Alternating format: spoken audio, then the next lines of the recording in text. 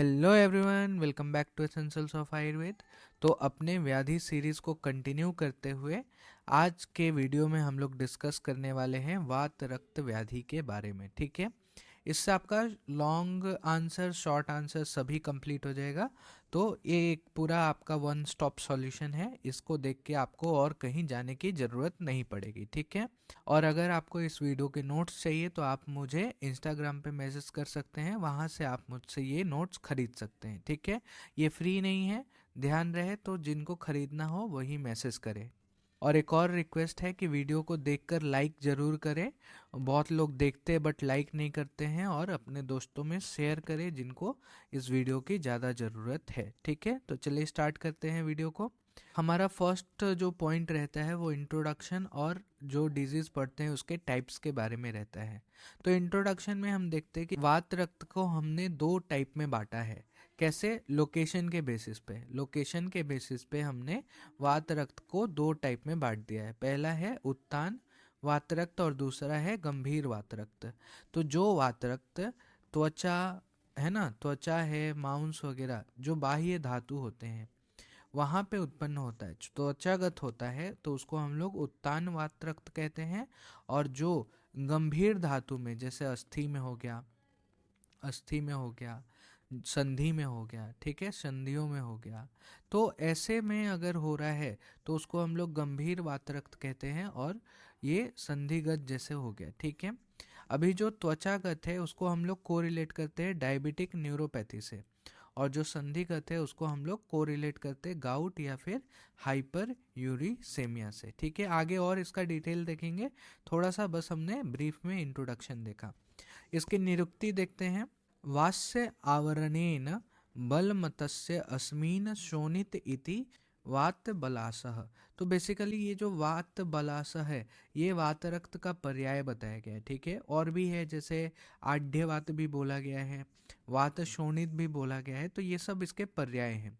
तो इसका मतलब क्या हुआ कि वात के आवृत हो जाने से, वात क्या हो जाता है? आवृत हो जाता है, रक्त की दुष्टि हो जाती है। वात जब आवृत हो जाता है तो रक्त की दुष्टि हो जाती है, और ये रोग फिर उत्पन्न हो जाता है, वात बलास या फिर वात रक्त रोग उत्पन्न हो जाता है। ठीक है, तो ये जो वात रक्त है वो दो चीज़ों से मिलके बना है, वात प्लस रक्त, और दोनों ही इंडिविजुअली आपस में बहुत बड़े मतलब व्याधि उत्पन्न करते हैं। तो दोनों आपस में मिल जाते हैं, इसीलिए इसको हम लोग वात रक्त बोलते हैं। दोनों के अपने अपने निदान होते हैं, अपनी अपनी संप्राप्ति होती है, तो इसलिए ये थोड़ा गंभीर व्याधि है। तो इसका ट्रीटमेंट बहुत ही सावधानी पूर्वक हमें करना पड़ता है। नेक्स्ट हम लोग देखते हैं इसके टाइप्स।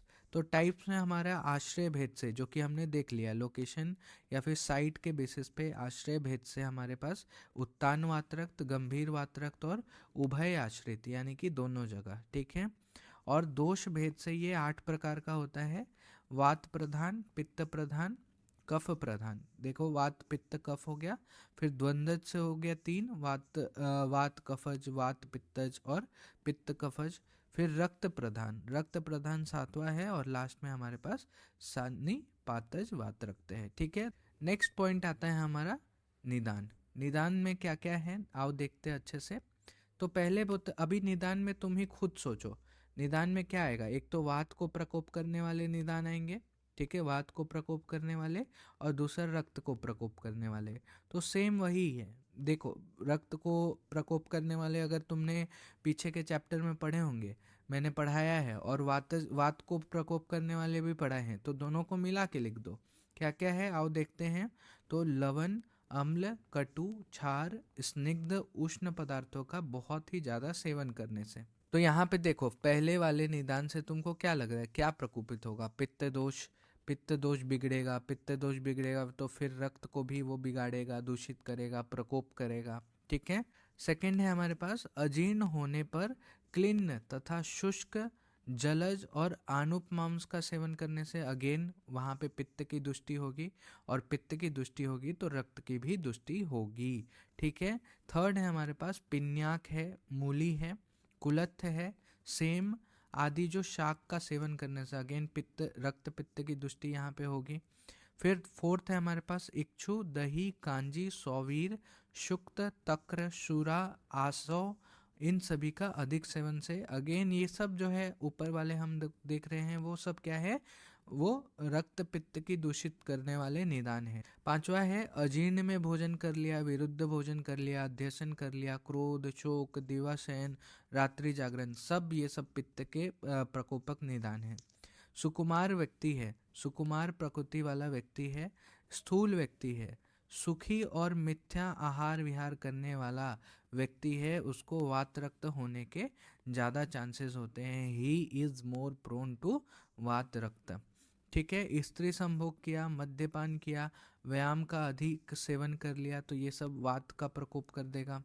ऋतु के विपरीत तथा सात्म्य के विपरीत आहार विहार किया तो अगेन वहाँ पे वात का प्रकोप हो सकता है। ठीक है, और स्नेह आदि इनका सर्वथा अभाव करने से भी वहाँ पे वात का प्रकोप होता है। तो उपरयुक्त कारणों पर विचार करें तो असात्म्य भोजन, मांस का अति सेवन, व्यायाम का अभाव तथा शोक, क्रोध, चिंता आदि मानसिक विकार वात रक्त को उत्पन्न करते हैं। ये सब प्रमुख कारण हैं। तो ठीक है, ये सभी ध्यान में रखना। अगर ऊपर वाला नहीं आए तो ये कम से कम 5-6 जो है वो ध्यान में रख लेना। क्रोध आदि, चिंता आदि मानसिक कारण जो है वो वात रक्त का प्रमुख कारण बताया गया है। ठीक है, तो ये हमारा निदान हो गया। नेक्स्ट आते हैं हम लोग पूर्व रूप। पूर्व रूप हम लोग जानते हैं क्या होता है, प्रोड्रोमल फीचर्स होते हैं। प्रोड्रोमल फीचर्स क्या होते हैं, अगर कोई मेरा वीडियो पहली बार देख रहा है तो उनको मैं बता दूं, प्रोड्रोमल फीचर वो होते हैं जब प्रकोप होता है और लक्षण पूरी तरह से नहीं दिखते हैं, अल्प अमाउंट में अगर लक्षण दिखते हैं तो उसको हम लोग पूर्व रूप कहते हैं। जब स्थान संश्रय होता है दोषों का तब उस समय जो थोड़े बहुत लक्षण दिखते हैं उसको हम लोग पूर्व रूप कहते हैं, और वही सभी लक्षण जब और भी ज़्यादा बढ़ जाते हैं तो वो रूप हो जाते हैं और बेसिकली साइंस एंड सिम्टम्स हो जाते हैं। तो पूर्व रूप में क्या आएगा, ये बेसिकली बता रहा है कि वात रक्त डेवलप करने वाला है। तो करने वाला है तो कैसे, क्या क्या बताएगा, देखो। पहला बोल रहा है कि स्वेद का आंशिक निकलना, बहुत ही कम निकल रहा है, स्वेद बहुत ही कम निकल रहा है, या फिर स्वेद का अभाव है। एबनॉर्मल पर्सपिरेशन, स्वेद का वहाँ पे स्वेट ग्लैंड सबसे पहले वहाँ पे स्वेट ग्लैंड सबसे पहले वहाँ पे डिसफंक्शन होता है। ठीक है, उसके बाद त्वचा में कृष्णता, अगेन वहाँ पे क्या हो रहा है, ओवर पिगमेंटेशन हो रहा है। ठीक है, स्पर्श की हानि और स्पर्श का अभाव होता है।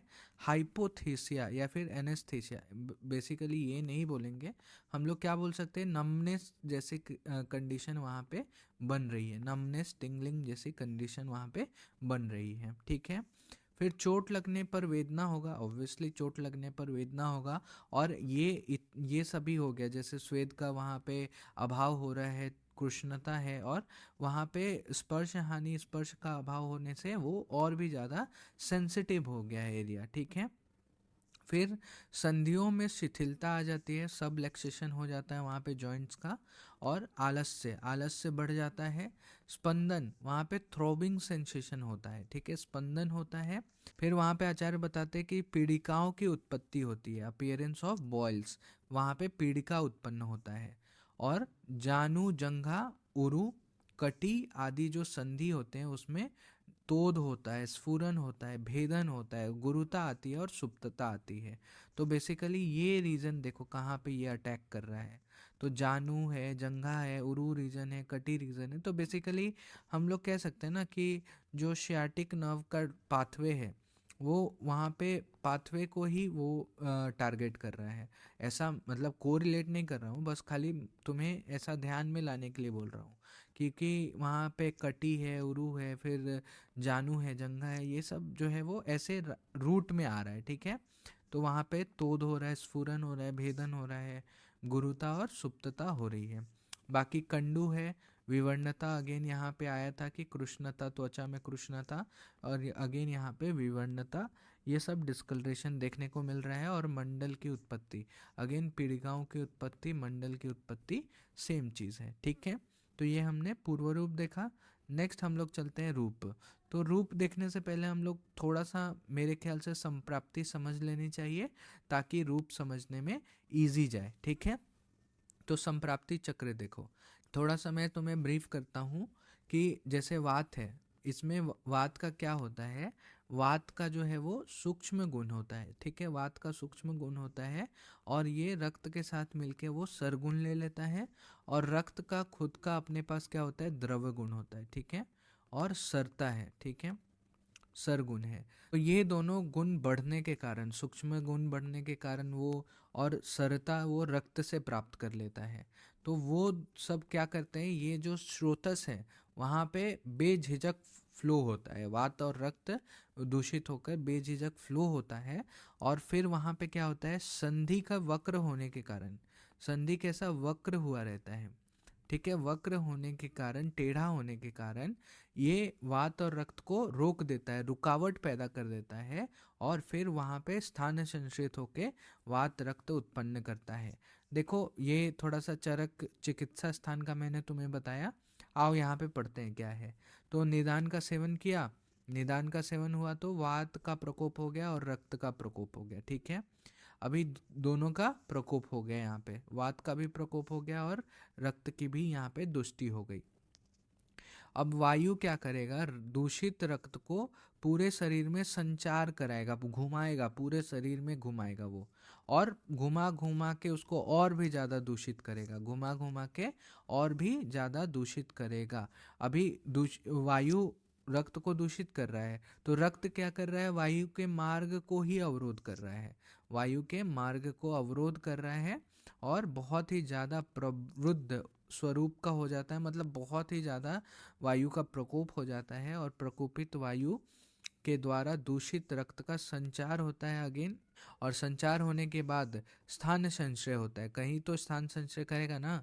तो अगर त्वचा और मांस की स्थिति होगी, त्वचा और मांस में स्थान संचय होगा तो वहाँ पे उत्तान वात रक्त की उत्पत्ति होगी, और अगर संधि में स्थित करेगा तो वहाँ पे गंभीर वात रक्त की उत्पत्ति होगी, ठीक है। तो तुम दोनों में से कोई भी कर सकते हो, जैसे मैंने स्टार्टिंग में बताया, ये गुणों से ये चरक चिकित्सा स्थान में दिया गया है, और ये जो है वो संप्राप्ति किसी और आचार्य ने बताई है, तो तुम्हें जो भी इजी लगे तुम वो कर लो, ठीक है। संप्राप्ति घटक, कौन कौन से घटक वहाँ पे इन्वॉल्व हैं वो देखते हैं। तो दोष कौन से इन्वॉल्व है, वात प्रधान त्रिदोष है, ठीक है। दुष्य में हमारे पास उत्तान वात रक्त देखे तो रस रक्त और मांस, और गंभीर वात्रक देखें तो रक्त है, रस है, मांस है, मेद है, अस्थि और मज्जा। तो पूरा देख रहे हो धातु के अंदर तक चला गया है पूरा, ठीक है, वात्रक्त पूरा अंदर तक चला गया है। स्रोतस कौन सा है, तो वातव स्रोतस और रक्तव स्रोतस इन्वॉल्व है। दुष्टि, संग भी हो रहा है और विमार्ग गमन भी हो रहा है। अग्नि, वहाँ पे मंद अग्नि, ऑब्वियसली सभी रोगों में अग्निमांद देखने को मिलता है। कौन से रोग में अग्निमांद नहीं देखने को मिलता है ये आप मुझे कमेंट बॉक्स में बताओगे, ठीक है। फिर अधिष्ठान कहाँ पे रहेगा, हस्त पाद और संधि, ठीक है, ये भी हम लोग अभी देखने वाले हैं। ये भी बहुत इंपॉर्टेंट है कि कहाँ से वात्रक्त स्टार्ट होता है, उसका अधिष्ठान। तो हस्त और पाद से स्टार्ट होता है और फिर संधि से पूरे शरीर में, संधि तक जाके पूरा शरीर में फिर फैलता है। संचार स्थान कहाँ पे इसका, तो पूरे शरीर में।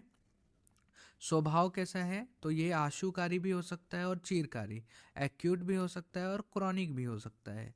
इसका रोग मार्ग क्या है, तो ये मध्यम रोग मार्ग को फॉलो करता है। और अगर प्रभाव देखें तो एक दोषज जो है वो साध्य होगा, द्विदोषज याप्य होगा और त्रिदोषज असाध्य होगा। इसको तो वैसे भी हम लोग लास्ट में एक बार और देखने वाले हैं। तो ये हमने कौन कौन से घटक इन्वॉल्व है वो हमने देखा, ठीक है। अब चलते हैं हम लोग रूप के बारे में। तो रूप में सबसे पहले है हमारा उत्तान वात्रक। अभी उत्तान वात्रक कहाँ है, रस में है, रक्त में है, मांस तक गया है, उसके आगे नहीं, मांस तक गया है, बाकी त्वचा में तो है ही। तो ठीक है, यहाँ तक गया, मांस तक गया है, ठीक है।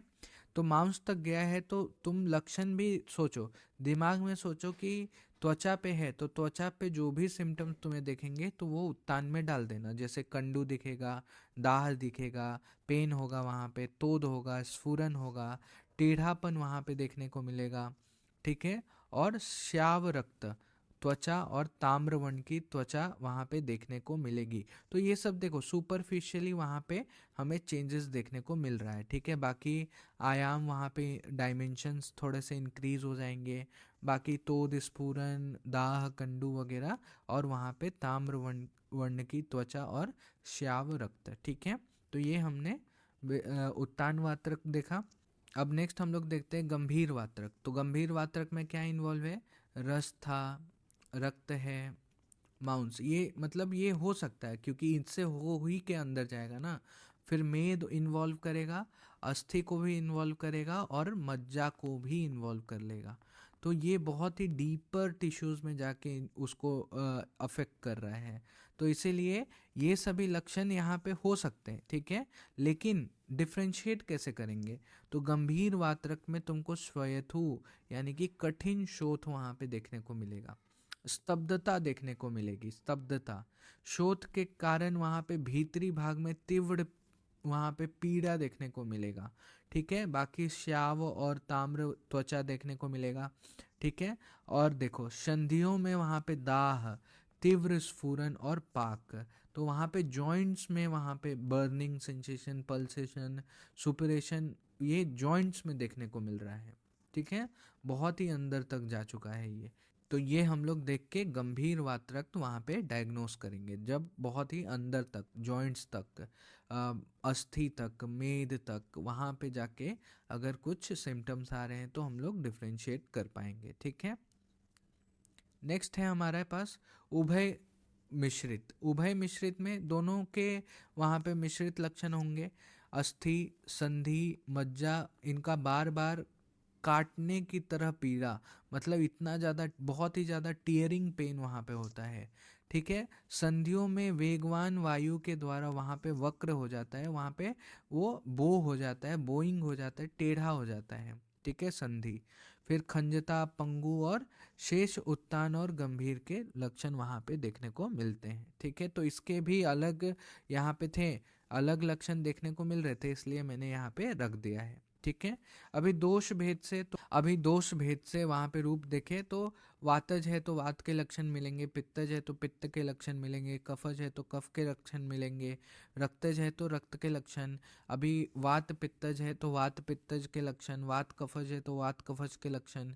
ठीक है, फिर वहाँ पे सन्निपातज है तो तीनों दोषों के लक्षण मिलेंगे। तो जैसे देखो यहाँ पे शूल है, स्फुरन है, भंजन है, शोथस्य रोक्षम, शोथ है, रुक्षता है, कृष्णत्वम है, च्यावता रहेगी। ठीक है, फिर धमनी, अंगुली, संधि नाम संकोच अंग ग्रहो अतिरुक्क। तो धमनी में, अंगुली में, संधियों में वहाँ पे संकोच होगा, अंग ग्रह होगा, बहुत ज़्यादा अतिरुक्क पीड़ा होगी वहाँ पे। फिर शीत द्वेषान, वहाँ पे शीत से द्वेष होगा। ठीक है, ये इसका उपशय अनुपशय है, शीत से वहाँ पे द्वेष होगा, तो उष्णता से वहाँ पे आराम मिलेगा। ठीक है, उष्णता से वहाँ पे आराम मिलेगा। बाकी स्तंभ, विपथु और सुप्ति, ये सभी वात के लक्षण वहाँ पे देखने को मिलेगा। फिर पित्त में देखो तो पित्ते विदाह, सम्मोह, स्वेद, मूर्छा, मद, सतुट, मतलब तृष्णा वहाँ पे देखने को मिलेगा। स्पर्श में असहत्व, छूने नहीं देगा रोगी तुमको, इतना ज़्यादा वहाँ पे जलन होता है, इतना ज़्यादा पेन होता है। या फिर वहाँ पे शोथ, पाक वहाँ पे देखने को मिल सकता है। वो वहाँ पे पाक से हमने देखा था पूर्व रूप में कि मंडल, पीड़िका, वो सब जो है वो वहाँ पे पाक हो जाएगा, मंडल का, पीड़िकाओं का वहाँ पे पाक देखने को मिलेगा। और भ्रुश उष्णता, बहुत ही ज़्यादा वहाँ पे उष्णता रहेगी। कफज में कफ के लक्षण स्तैमित्व, गुरुता, सुप्ति, स्निग्धत्व, शीतता, कंडू कंडू है, मंद अग्नि है। ठीक है, ये सब जो है वो सारे लक्षण देखने को मिलेगा। ठीक है, रक्तज में वही है, पित्त के लक्षण ही वहाँ पे देखने को मिलेंगे, जैसे शोथ है। फिर वहाँ पे अतिरुक है, तोद है। ठीक है, ताम्र, वहाँ पे ताम्र और चिमचिमायन। मेन यहाँ पे लक्षण डिफ्रेंशिएट करने वाला कौन सा है? ताम्र, ताम्रता आ जाएगी वहाँ पे, और चिमचिमायन, चिमचिमायन ये लक्षण वहाँ पे टिंगलिंग सेंसेशन जो है वो रक्तज वात रक्त में आ रहा है। तो ये यहाँ पे डिफरेंशियल पॉइंट है। ठीक है, बाकी स्निग्ध, रुक्ष, समम, नैति, यानी कि स्निग्धता, यानी कि स्निग्ध और रुक्ष चिकित्सा जब हम लोग देंगे तो वहाँ पे शमन उसका नहीं होगा। बाकी कंडू, क्लेद, समन्वित। तो यहाँ पे ये इम्पोर्टेंट है, जब हम लोग रक्तज वातरक्त पढ़ेंगे तो हमें डिफ्रेंशिएट करने वाला कौन सा पॉइंट है वहाँ पे? ताम्र चिमचिमायते ठीक है। और स्निग्ध रुक्षे सम न एति, यानी कि वहाँ पे स्निग्ध और रुक्षण चिकित्सा से आराम नहीं मिलता है। ठीक है, तो ये हमने जो है वो रूप देख लिया। नेक्स्ट हम लोग देखते हैं उपद्रव। तो उपद्रव में क्या क्या है, तो निद्रा का नाश देखने को मिलेगा, भोजन में अरुचि, श्वास रोग, मांस शोथ, शिरोग्रह, मद मूर्छा मोह, फिर तृष्णा, दाह, ज्वर, विसर्प, कंपन, पंगुता, पाक, तोद, अंगुली में वक्रता, डिफॉर्मिटी वहाँ पे देखने को मिलेगी, फिर मर्म बाधा और अर्बुद का होना। ये सब जो है वो उपद्रव है। अगर ये सभी उपद्रव होंगे तो वात रक्त जो है वो असाध्यता की तरफ जाएगा। ठीक है,